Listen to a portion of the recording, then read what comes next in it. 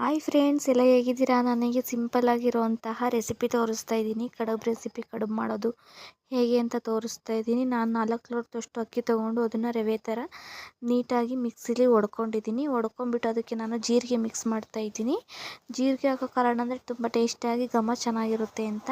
ಅದು ಸ್ವಲ್ಪ ನೀರು ಹಾಕ್ಬಿಟ್ಟು, 1 ಚಮಚನಷ್ಟು ನೀರು ಹಾಕಿ ಸ್ವಲ್ಪ ಹಸಿಟ್ಟು ಮಿಕ್ಸ್ ಮಾಡ್ಕೊಂಡಿದ್ದೆ, ಅದನ್ನ ಹಾಕ್ಬಿಟ್ಟು ಸ್ವಲ್ಪ ಉಪ್ಪು ಹಾಕ್ಬಿಟ್ಟು ಮಿಕ್ಸ್ ಮಾಡಿ ಇಟ್ಟಿದ್ದೀನಿ. ಅದಕ್ಕೆ ನಾನು ಸ್ವಲ್ಪ ಅರ್ಧ ಗಂಟೆ ಆದಮೇಲೆ ಕುದಿ ಬಂದಮೇಲೆ ನಾನು ರವೆ ಹಾಕ್ತಾಯಿದ್ದೀನಿ. ಅಕ್ಕಿ ಹೊಡೆದು ಇಟ್ಕೊಂಡಿದ್ವಲ್ಲ, ಅದನ್ನು ನಾನು ಅದಕ್ಕೆ ಆ್ಯಡ್ ಮಾಡಿ ಮುದ್ದೆ ಟೈಪ್ ಮಾಡ್ಕೋಬೇಕು. ಇದು ನೀಟಾಗಿ ಒಂದು ಚೂರು ಗಂಟು ಬರ್ದಿರೋ ಥರ ನೀಟಾಗಿ ತಿರುವ್ಕೋಬೇಕು. ನಾನು ತಿರುಗ್ತಿದ್ದೀನಲ್ಲ ಆ ಥರ ತಿರುವ್ಕೋಬೇಕು. ಒಂದು ಸ್ವಲ್ಪನೂ ಗಂಟು ಬರ್ದಿರೋ ಥರ ನಾದಿ ತಿರುವ್ಕೋಬೇಕು. ತಿರುವ್ಕೊಂಡು ಒಂದು ತಟ್ಟೆಗೆ ಹಾಕ್ಕೊಂಡು ಬಿಸಿ ಬಿಸಿ ಇದ್ದಾಗಲೇ ಕಟ್ಟಿ ಇಡಬೇಕು. ಇಡ್ಲಿ ಶೇಪಲ್ಲಿ ಕಟ್ಟಬೇಕು. ತುಂಬ ಅಂದರೆ ತುಂಬ ಚೆನ್ನಾಗಿರುತ್ತೆ. ಮಲೆನಾಡು ಸೈಡಂತೂ ತುಂಬ ಫೇಮಸ್ ಆದಂಥ ಕಡುಬು ರೆಸಿಪಿ ಇದು. ಚಿಕನ್ ಸಾಂಬಾರಿಗಂತೂ ಮಸ್ತ್ ಕಾಂಬಿನೇಷನ್ನು. ತುಂಬ ಅಂದರೆ ತುಂಬ ಟೇಸ್ಟಿಯಾಗಿರುತ್ತೆ.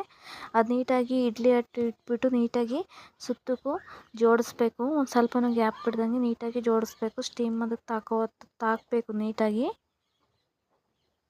ನೀಟಾಗಿ ಜೋಡಿಸ್ಬಿಟ್ಟು ಒಂದು ಅರ್ಧ ಗಂಟೆ ಅದನ್ನು ನೀಟಾಗಿ ಒಲೆ ಮೇಲೆ ಬೇಯಿಸ್ಕೋಬೇಕು. ನೋಡ್ತಿದ್ದೀರಾ, ಫೈನಲಾಗಿ ಈ ಥರ ಬರುತ್ತೆ. ತುಂಬ ಅಂದರೆ ತುಂಬ ಚೆನ್ನಾಗಿರುತ್ತೆ. ನೀವು ಒಂದು ಸಲ ಮನೇಲಿ ಟ್ರೈ ಮಾಡಿ. ತುಂಬ ಟೇಸ್ಟಿಯಾಗಿರೋಂಥ ಕಡುಬು ರೆಸಿಪಿ ಚಿಕನ್ ಸಾಂಬಾರು ಜೊತೆಗೆ ಮಸ್ತ್ ಕಾಂಬಿನೇಷನ್. ಈ ವಿಡಿಯೋ ನಿಮ್ಗೆ ಇಷ್ಟ ಆದರೆ ಪ್ಲೀಸ್ ಸಪೋರ್ಟ್ ಮಾಡಿ, ಸಬ್ಸ್ಕ್ರೈಬ್ ಮಾಡಿ. ಬಾಯ್.